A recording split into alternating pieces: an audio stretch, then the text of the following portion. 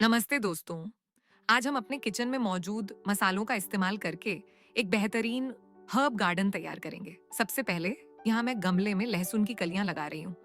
इन्हें आप किसी भी पुराने गमले में दूसरे पौधों के पास लगा सकते हैं।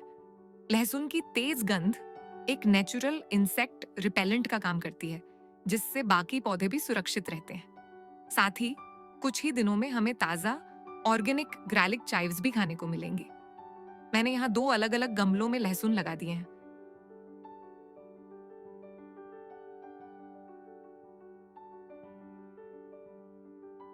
अब बारी है उन प्याजों की जिनमें थोड़े अंकुर आ गए हैं।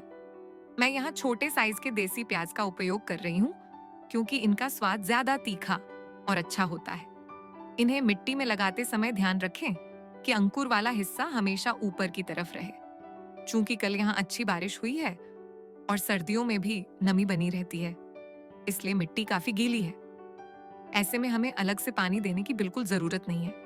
ये 2 से 3 दिन में खुद ब खुद बढ़ना शुरू हो जाएंगे। गार्डनिंग के लिए हमेशा नई जगह की तलाश जरूरी नहीं है। देसी प्याज का फायदा यह है कि यह बहुत ही कम देखरेख में तेजी से पनपता है। इसे बोते समय ध्यान रखें कि मिट्टी बहुत सख्त न हो, ताकि इसकी कोमल जड़ को फैलने के लिए पूरी जगह मिले। अगर आप चाहें तो किचन के पुराने टोकरी वाले प्याज भी इस्तेमाल कर सकते हैं, जिनमें खुद ब खुद ग्रीन शूट्स आने लगते हैं। ये न सिर्फ आपके गार्डन को हरा भरा बनाएंगे, बल्कि आपको ताजे ऑर्गेनिक स्प्रिंग अनियन की लगातार सप्लाई भी देते रहेंगे। यहाँ देखिए, मेरे ग्रो बैग्स में जो खाली जगह बची थी, वहां मैं अजवाइन के बीज डाल रही हूँ। इस तरह आप अपनी उपलब्ध जगह का पूरा इस्तेमाल कर सकते हैं और एक ही गमले में मल्टीपल फसलें ले सकते हैं। अजवाइन की खुशबू इतनी तेज होती है कि यह आसपास के छोटे पौधों को पेस्ट अटैक से भी बचाती है। इसे बस हल्के हाथों से बिखेर दें और मिट्टी की पतली परत से ढक दें। यहाँ मैं खाली पड़े पुराने गमलों में पीली सरसों लगा रही हूँ। सरसों लगाते समय एक बात का खास ख्याल रखें, इसे मिट्टी में सिर्फ 1 सेंटीमीटर नीचे ही दबाएं। अगर आप इसे बहुत गहरा बोएंगे तो बीज सड़ सकते हैं, और अगर ये बहुत ऊपर रह गए तो चिड़ियां इन्हें चुग लेंगी। एक सही गहराई ही स्वस्थ अंकुरण की गारंटी है। सरसों के बीज बहुत छोटे होते हैं, इसलिए इन्हें एक साथ एक ही जगह न गिराएं, वरना पौधे बहुत घने उगेंगे और उन्हें बढ़ने के लिए न्यूट्रिशन कम मिलेगा। अगर आपके पास वर्माई कॉम्पोस्ट है, तो ऊपर से एक पतली लेयर उसकी भी डाल सकते हैं। पीली सरसों की खासियत यह है कि इसके पत्ते बहुत ही सॉफ्ट और स्वादिष्ट होते हैं, जिन्हें आप साग या सलाद में बड्ढे चाव से इस्तेमाल कर सकते हैं। अब नजीता देखिए, ये वही लहसुन है जो मैंने कुछ दिन पहले लगाया था।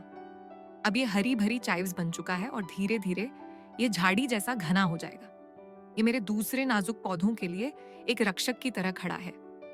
इन पत्तियों को आप चटनी या दाल में तड़का लगाने के लिए इस्तेमाल कर सकते हैं।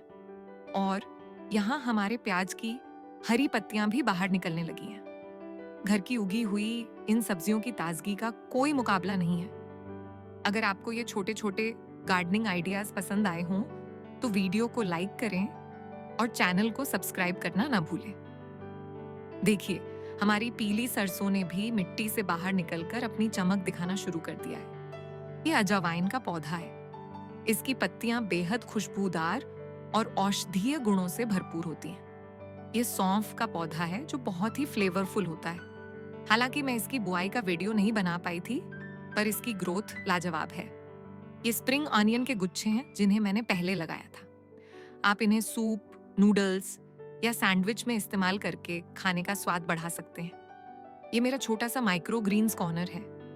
धनिया और प्याज की यह हरियाली न केवल आंखों को सुकून देती है, बल्कि किचन की जरूरतें भी पूरी करती हैं।